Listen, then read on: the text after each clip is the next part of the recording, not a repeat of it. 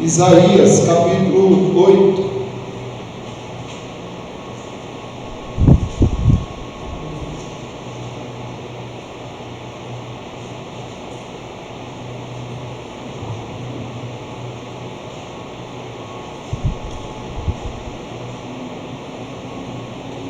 Vamos abrir a palavra de Deus no livro de Isaías capítulo 8, do versículo 9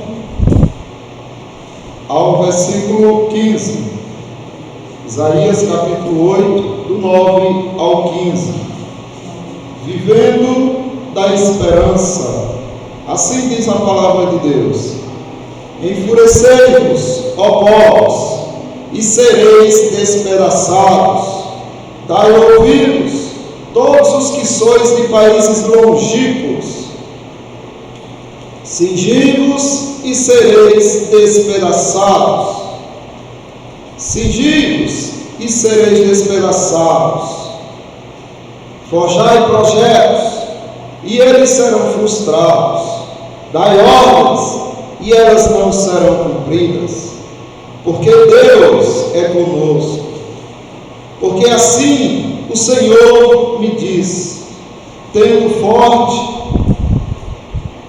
forte a mão sobre mim, e me advertiu que não andasse pelo caminho deste povo, dizendo: não chameis conjuração a tudo quanto este povo chama conjuração. Não temeis o que ele teme, nem tomeis isso por temível. Ao Senhor dos exércitos, a Ele santificai, seja Ele o vosso temor, veja Ele o vosso espanto, seja Ele o vosso espanto. Ele vos será santuário, mas será pedra de tropeço e rocha de ofensa às duas casas de Israel, laço e armadilha aos moradores de Jerusalém. Muitos dentre eles tropeçarão e cairão, serão quebrantados, enlaçados e presos.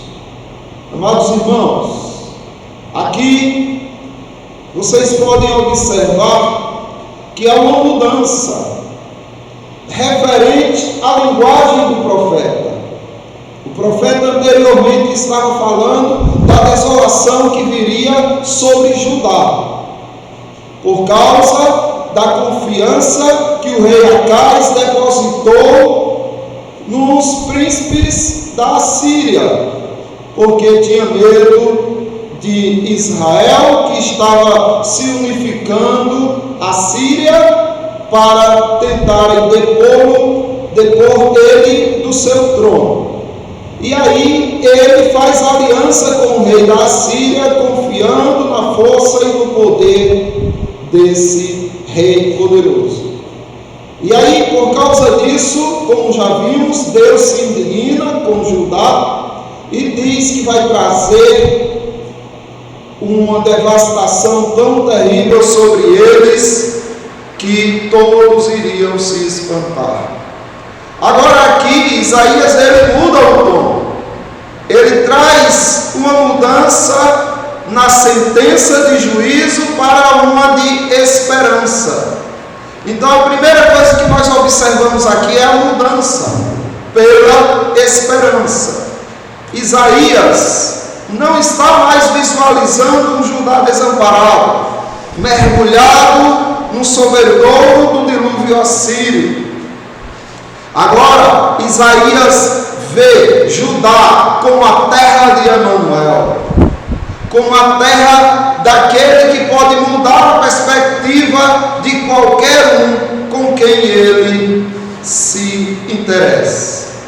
Por isso que aqui você observa que é uma palavra de esperança para o remanescente, para aqueles que confiariam no Senhor, esperariam no Senhor. A devastação viria muito grande, porém o Senhor não iria deixar eles sem a esperança de que o Senhor restauraria.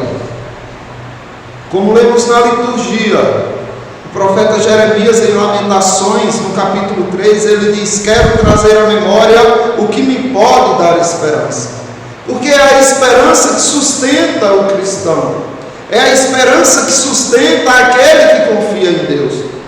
Não é a paz deste mundo, não é a prosperidade deste mundo, não são as riquezas, não é a saúde, não é a harmonia no lar, não é nada que traz força para o cristão, senão a esperança.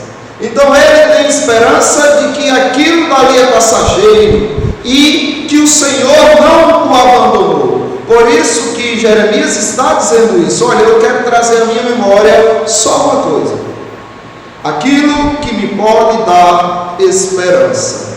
Então é essa esperança que Deus está alimentando no coração do seu povo, no coração do remanescente, porque a maioria ia ser devastada. A destruição viria terrivelmente sobre Judá e sobre Jerusalém, também sobre Israel. Viria de forma terrível, mas o Senhor Deus aqui não desamparou o povo que se mantém fiel. O grande Emanuel, quando ele entra em cena, a desgraça sai pela outra porta. Não tem como o grande Emanuel estar com o seu povo, o Deus Todo-Poderoso estar com o seu povo, e a desgraça continuar no coração do povo. Não, há um alimentar de esperança que traz alegria ao coração. Por isso, é esse tratamento direto que Deus está dando ao seu povo, de que Ele é o Emanuel. E se você observar o versículo acima do texto que nós lemos, quando Deus dá total sentença de destruição sobre o povo, o profeta conclui dizendo: ó Emanuel, ou seja, ó Deus conosco. É como se estivesse dizendo: olha, agora não se preocupem vocês que confiam no Senhor, não se preocupem, por pior que fique a situação, saibam, Ele está conosco. E aqui ele está trazendo uma palavra de esperança. E observe que Deus está desafiando as nações poderosas que vão vir contra o povo dele. E Deus está dizendo: olha, façam planos aí, elaborem projetos, deem sentenças, deem ordens de destruição. E eu digo para vocês, tudo isso será frustrado, porque o Emanuel estava com o povo, com o remanescente fiel. Por isso que Jeremias ainda diz no capítulo 17: bendito o homem que confia no Senhor e cuja esperança é o Senhor. E Deus sabe disso. Deus sabe que o que alimenta o seu povo é a esperança nele. Então, ao vir as tragédias, as desgraças, os problemas da vida, Ele manda uma palavra dizendo: eu estou com vocês. E por pior que a situação fique, confiem e tenham esperança de que eu estou com vocês. Então é você não esquecer, em momento algum, de olhar para frente, de olhar e enxergar o futuro, de olhar para o fim das coisas e não para o momento. É um olhar para além do momento, é um olhar para além do tempo presente. O cristão de verdade, ele não vive no tempo presente. O cristão de verdade, ele vive no futuro, porque ele vislumbra ali as promessas que Deus lhe conferiu nas Sagradas Escrituras, e ele olha para essas promessas vislumbrando elas, e isso faz com que ele resista às aflições do tempo presente. A visão que pode vir além, pode ver além do próximo hecatombe, do massacre, do genocídio, da mortandade, da carnificina. Ali viria sobre o povo uma carnificina muito grande. Mas Deus aqui está dizendo para que eles tenham esperanças no que Ele vai fazer no final. Não é o início das coisas, é o final delas que importa. Salmos, capítulo 39, versículo 7, o salmista diz: e eu, Senhor, que espero? O que você espera dessa vida? Você espera o que desta vida? Prosperidade, saúde, paz, alegria. Você espera o quê? É isso que o salmista está perguntando. E eu, Senhor, o que espero? E ele conclui dizendo: Tu és a minha esperança. Porque eu vou esperar nesta vida? Porque eu vou olhar para os eventos e os acontecimentos que estão diante de mim, ou as ameaças que estão por vir? Porque se Tu és a minha esperança. O apóstolo Paulo, aos Romanos, no capítulo 12, ele dá uma ordem referente à esperança. Ele diz: regozijai-vos, exultem, alegrem-se, fiquem felizes na esperança, sede pacientes da tribulação, na oração perseverante, mas se alegrem na esperança. É essa confiança que Deus espera no seu povo.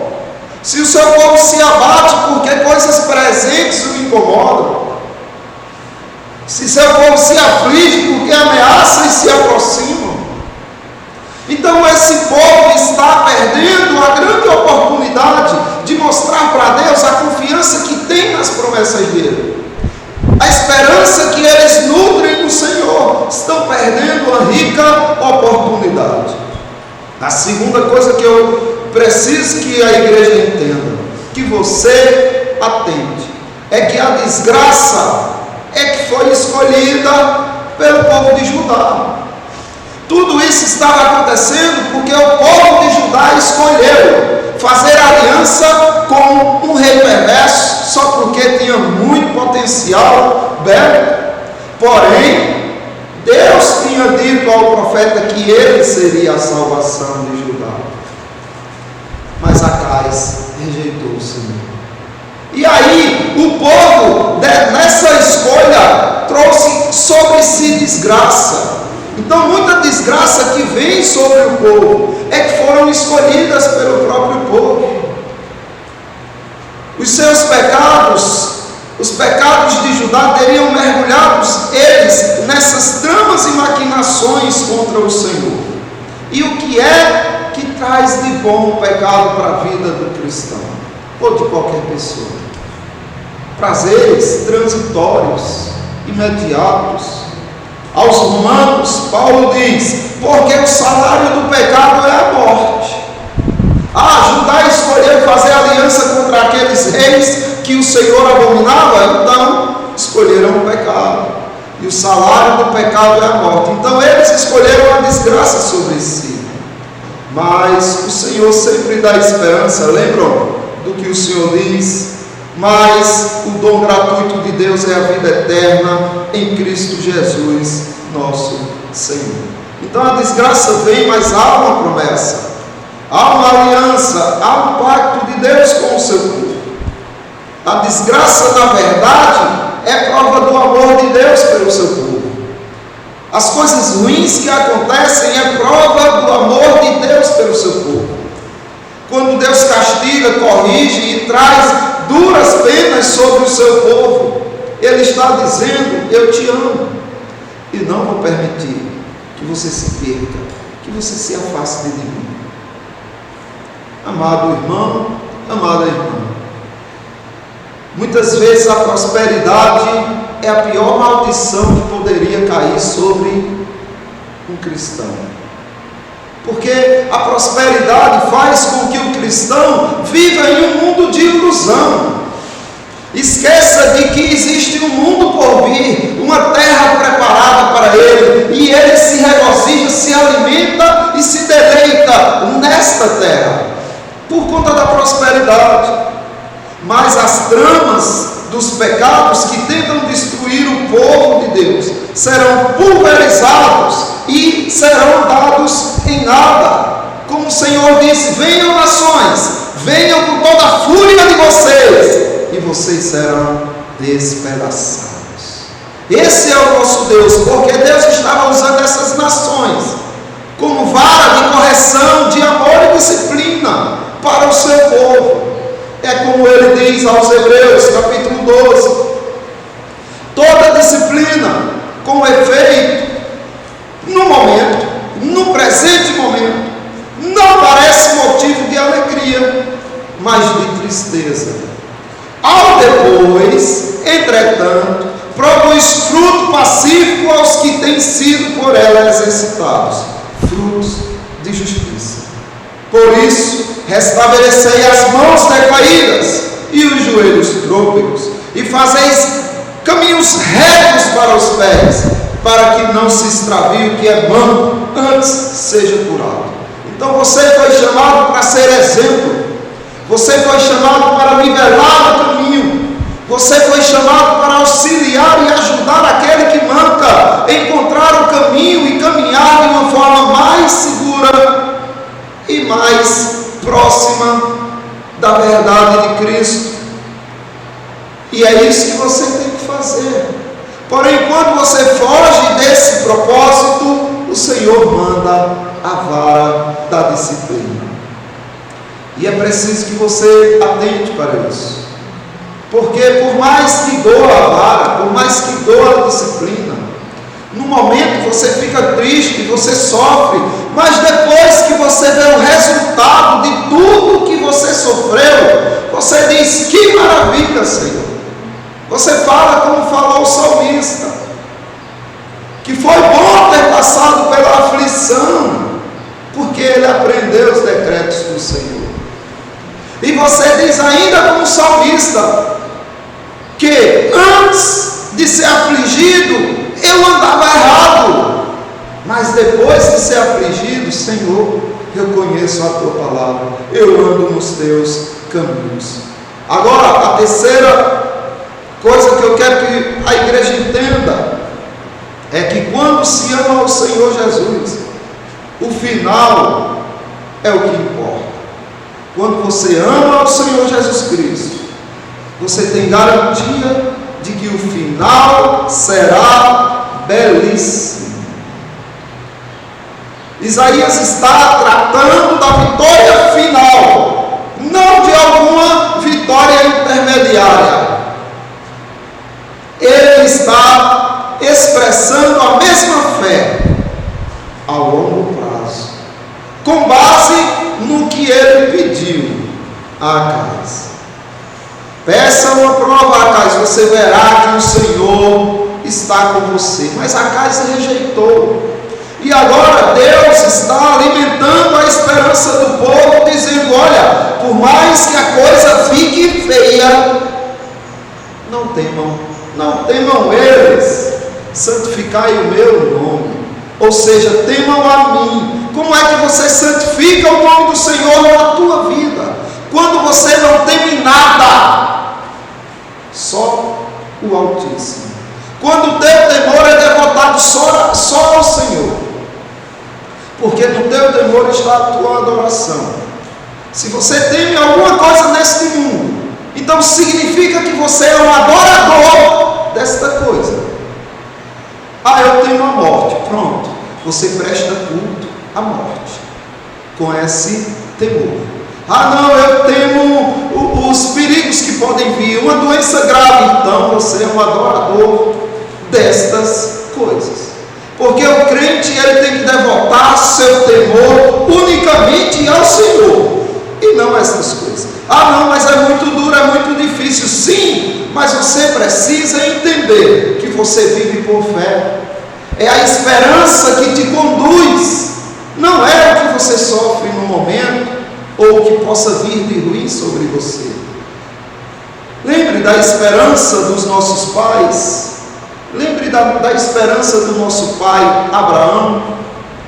Abraão, quando chamado, obedeceu, a fim de ir para um lugar que devia receber por herança, e partiu, sem saber para onde ia. Que é isso que ele fez? Ele tinha uma estrutura, ele tinha estabilidade onde ele estava seguro, ele tinha construído alguma perspectiva ali ele tinha naquele local. Porém o Senhor Deus diz: sai daí e vai para uma terra que você nem sabe qual é, só saia. E ele saiu. O que é isso se não fé? Obediência. O que é isso se não a esperança? Isso, nós vemos aqui que Abraão abandona de tudo, porque ele está olhando para o futuro. É isso que o versículo 10 diz, de Hebreus capítulo 11. Porque aguardava a cidade que tem fundamentos, da qual Deus é o arquiteto e edificador. Muitos pensam que Abraão estava olhando somente para a terra prometida aqui, nesses tempos. Mas não. O escritor aos Hebreus traz uma revelação tremenda e diz que Abraão saiu olhando para a pátria, para a cidade que Deus tinha preparado, uma cidade invisível, que o próprio Deus é o arquiteto. Ele saiu em fé e esperança. E o que ele fez além disso? Ele foi posto à prova. Ele tinha que oferecer Isaque como sacrifício, de prova que amava mais a Deus do que ao seu filho. Já imaginou Deus dizendo para você: olha, pega teu filho aí, leva no canto ali, só eu e tu e ele, e depois mata-o. Não foi nem entregá-lo à morte, foi você com suas próprias mãos matá-lo. Mas Abraão saiu, e o escritor aos Hebreus, no versículo 8, diz que ele estava mesmo, no 17, estava mesmo para sacrificar o seu unigênito, aquele que acolheu alegremente as promessas, a quem se tinha dito: em Isaque será chamada a tua descendência. Mas ele foi, ele pegou Isaque, subiu ao monte, e Isaque com as lenhas nas costas, e dizendo: pai, eu estou vendo a lenha, estou vendo o fogo, estou vendo o teto, estou vendo tudo, só falta o cordeiro para o sacrifício, pai. Não faz sentido, cadê o cordeiro? E Abraão: filho, Jeová Jireh, Yahvé Jireh, Yahvé vai prover o cordeiro para si. E o coração dele rasgado, partido, mas ele foi em obediência, porque ele olhava para o futuro, para o fim, e não para o momento, porque considerou que Deus era poderoso até para ressuscitá-lo dentre os mortos. Percebe que Abraão obedecia, mas ele obedecia alimentado pela esperança de que Deus ia reverter aquela situação e que aquilo ia redundar em louvor e glória a Deus, em crescimento da fé dele. É assim, meus irmãos, que o cristão tem que andar, em esperança. E a fé de Moisés, a esperança de Moisés, quando se tornou homem feito, ele se recusou a ser chamado filho da filha de Faraó. Ele recusou todo o luxo, a mordomia, tudo que tinha de bom no palácio. Para quê? Para ser maltratado junto com o povo de Deus, porque ele não queria os prazeres transitórios do pecado. Por quê, meus irmãos? Porque ele considerou o opróbrio de Cristo, a vergonha de Cristo, a humilhação de Cristo, por maiores riquezas que os tesouros do Egito. Mas ele fez tudo isso, por quê? Porque ele tinha esperança de que Deus no final ia dar bom termo para a busca dele, para a causa dele. Porque contemplava o galardão, pela fé abandonou o Egito, não ficando amedrontado com a cólera do rei, antes permaneceu firme, como quem vê aquele que é invisível. A esperança é Cristo, o galardão é Cristo, a fé é em Cristo. Então ele seguia como quem dizia: eu estou vendo ele à frente, eu estou vendo que eu vou morar com ele, eu estou vendo que ele estará comigo, eu estou vendo que eu desfrutarei de delícias imensuráveis no seio do meu Senhor, é para lá que eu quero ir. E as dores do presente? Ele não estava interessado nelas, ele queria apenas estar com Cristo. Olhou para a esperança de Abraão, olhou para a esperança de Moisés. Agora veja a esperança que havia no Jesus homem. Capítulo 12 de Hebreus, 2 e 3 diz: olhando firmemente para o autor e consumador da fé, Jesus, o qual, em troca da alegria que lhe estava proposta, percebe? Em troca da alegria que ele via no futuro, em troca da esperança que ele tinha, da alegria que lhe estava proposta, suportou a cruz, não fazendo caso da ignomínia, da vergonha, do opróbrio, e está assentado à destra do trono de Deus. Considerai, pois, atentamente aquele que suportou tamanha oposição dos pecadores contra si. Para que ele suportou tudo isso? Para que não vos fatigueis, nem desmaieis em vossa alma. A alegria do Cristo é ver você firme, em pé. E ele fez isso e garantiu que assim seria. E ele suportou a cruz, vendo os frutos do seu penoso trabalho. E ele ficou satisfeito. Todos olhando através do presente, além do presente, rompendo as barreiras do presente. Está ruim agora, tá, vai ficar pior talvez, porém eu não me importo, porque eu não olho para o presente, eu não olho para o meio, eu olho para o fim. O fim das coisas dirão quem você de fato é. Como diz o escritor aos Hebreus, todos estes morreram na fé, sem ter obtido as promessas, vendo-as, porém, de longe, e saudando-as, e confessando que eram estrangeiros e peregrinos sobre a terra.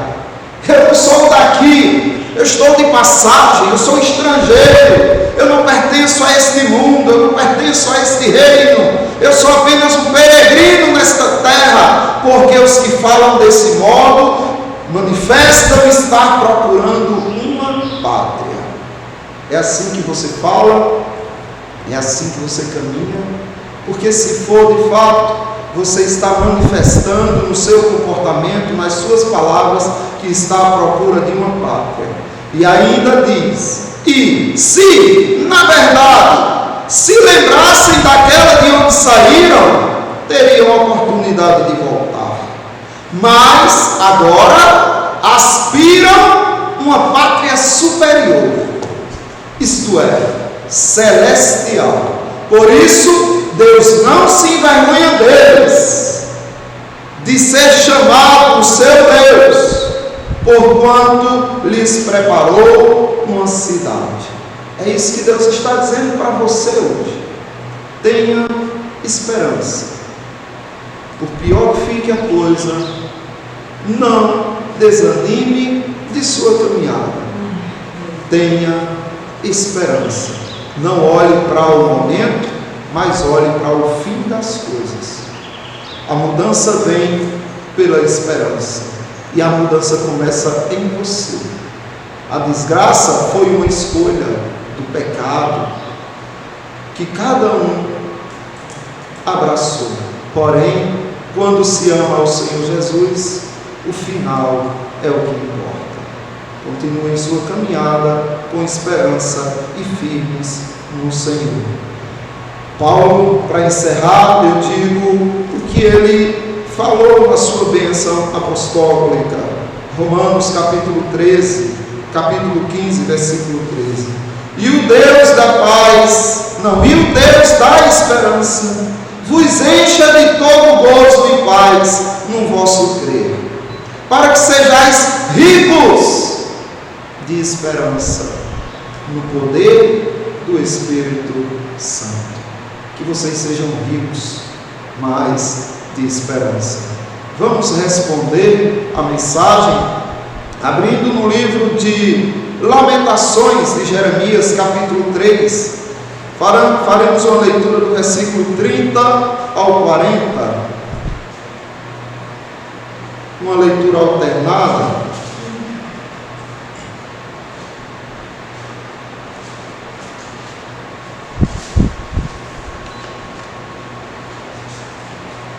Lamentações de Jeremias, capítulo 3, do verso 30 ao 40.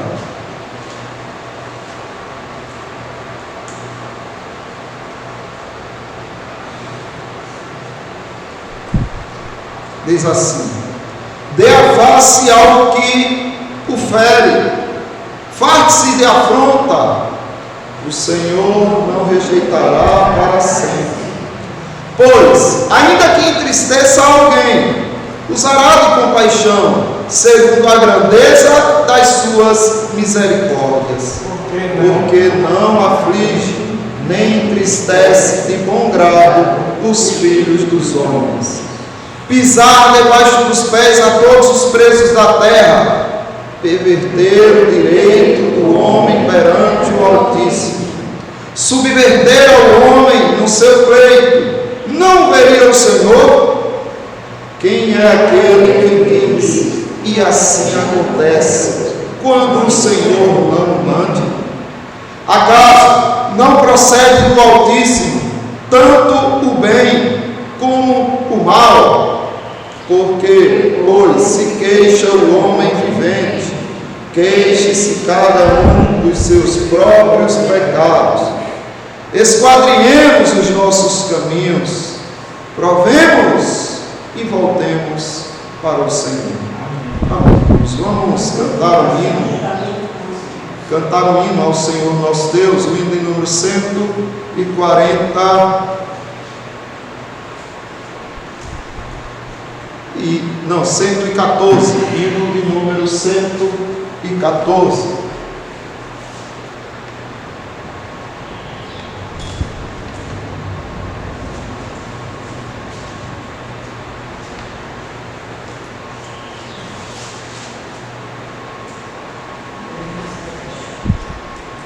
Fiquemos de pé.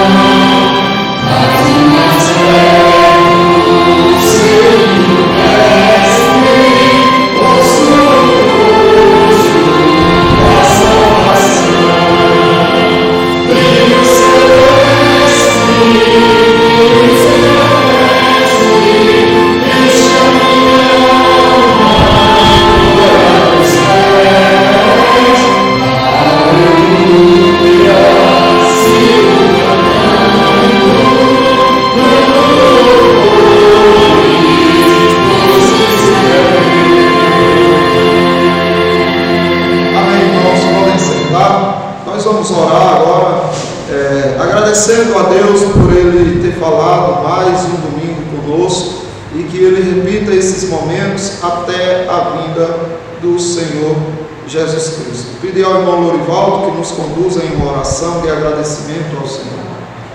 Senhor Deus e eterno Pai, somos gratos a Ti de ter chegado em Tua casa em paz. Louvamos, oramos a Jesus, ao Teu Filho, Senhor, pelas grandes maravilhas que tem realizado em nossas vidas. Por este culto maravilhoso, Senhor, alcançado na Tua santa presença. Te agradecemos por tudo, em nome de Jesus Cristo, Teu Filho amado, nosso Salvador. Amém. Agora, meus irmãos, recebamos a bênção apostólica. E o Deus da esperança vos encha de todo gozo e paz no vosso crer, para que sejais ricos de esperanças no poder do Espírito Santo. Amém. Amém.